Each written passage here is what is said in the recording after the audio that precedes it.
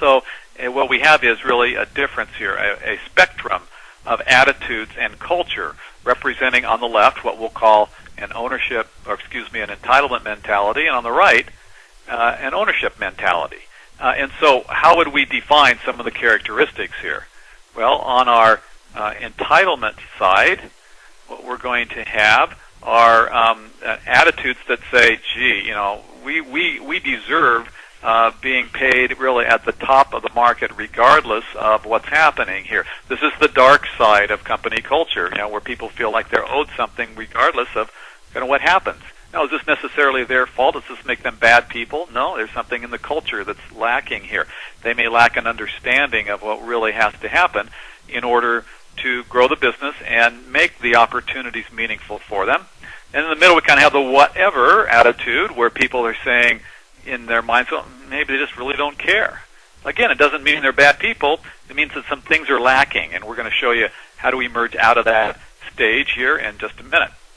Now, on the ownership side, here we have our happy employees. They're creative, they're relaxed, they're smiling, they're whistling while they're working and making sure that everything is going well because they've got an ownership mentality, okay? So as we can picture this range of possibilities, let's see what steps we can take to ensure that our organizations are moving way over to the right here. We have employees that feel like they own the company whether they do or not. So there's a path, and let's lay out our path for you here briefly, and then we'll break down each of our 8 steps. We're going to define a compelling future, make sure we design a simple and clear path, present opportunities for personal and professional growth, cultivate and nurture an attitude of openness and clear and open discussions within the organization. And then as we move on to the compensation side, we're going to set clear standards. We're going to share the wealth as we grow. We're going to balance our rewards programs. We'll talk about that, one of our most overlooked areas for most clients. And then we're going to reinforce going forward. So let's break these down a little bit more here. First, we want to communicate a compelling future. So this begins with understanding where we are today and where we're going to be in the future. Let's set a time frame. Let's select for today's discussion a 5-year time frame. This might be a 3-year or a 10-year time frame, but what we want to do is now be able to articulate to our employees what future company is going to look like and how it will be different from present company. This needs to be a meaningful, open, honest, and frank discussion so that employees can understand why future company will be meaningful to them. So here's some of the questions we've got to answer. What will future company look like? What will it do? Will it be doing the same thing we do today? Will it be structured differently? Will it be in different markets? Will we be in different geographical territories? Will we be offering the same products and services? What are we going to be doing when we're future company as opposed to present company? How big will we be? Maybe we'll be the same size. Maybe we'll be 10 times larger. How should we measure size, and how will we know when we've arrived? How will future company create external value? For external value, I mean, of course, for our customers, our clients, those who use our services, products. What kind of value do we expect to contribute to the marketplace? How will future company create internal value? Meaning, what are the key leverage points that trigger financial success for the organization? How do we measure that? Do we measure it by revenue? Do we measure it by gross profit, net income, number of customers? What are the things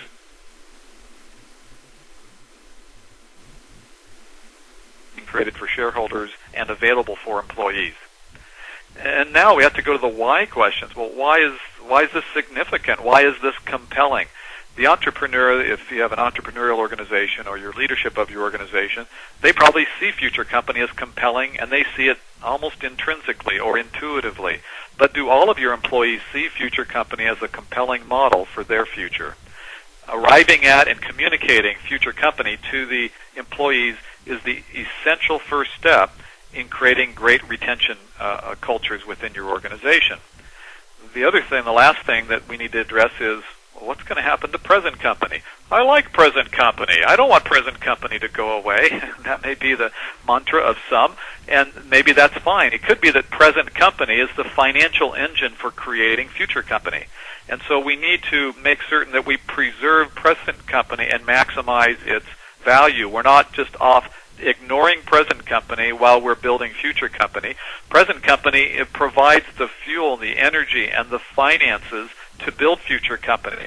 But people like being involved in organizations that are on this path. Now, I should say most people do. There are those that will fight against building future company. They want to preserve present company at all costs. And you'll identify that as time goes by.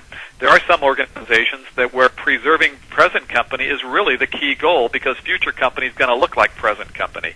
If you have such a cash cow business that can maintain that kind of present company and you don't need a different future company, well, that might be fine. It does call for different retention efforts, however.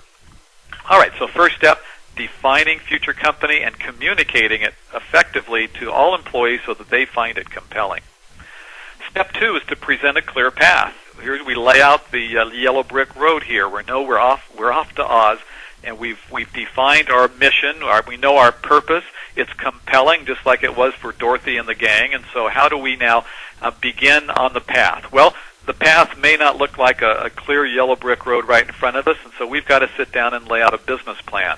We have to understand what our obstacles are and what our capacities and strengths are, what our weaknesses are, and now we have to set key initiatives. For all employees, we're probably not going to have an exhaustive, thorough, and comprehensive understanding of the business plan, but everybody can understand what we'll call the key initiatives. So I should be able to ask any of your employees the following question and get pretty much the same answer. In order for your organization to create future company, what are the 4 or 5 key initiatives that have to be launched or maintained in order to do so? So what are the key things to focus on that are customer-related, marketing-related, product development-related, financial management-related? Give me the key things that characterize your company's business strategy so that I can understand what you focus on and where you fit in. This needs to be clear to everybody, which means that it must have some simplicity associated with it. This can't be overly complex. It's got to be something you could put on a 3x5 card.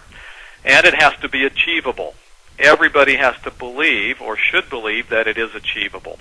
So if getting to Oz sounds like getting somewhere that doesn't exist, maybe I'm using a bad analogy here, but you get the idea. We've got to make sure people can understand that where we're trying to get to is really achievable. This is the CEO's job. This is one of his most important jobs, is to make certain people are clear on where the organization is headed, as well as what has to happen to get there. So if I have employees now who say, I know where we're trying to go, and secondly, I know what has to happen to get there, we've got a great start on our way to building a great retention culture within our organization. But now, I haven't told people how this affects them. So I need to move on to step 3. I need to define opportunities for them. No matter how big the organization, everybody should have a sense of what it might mean to them personally as we move down the path to creating future company.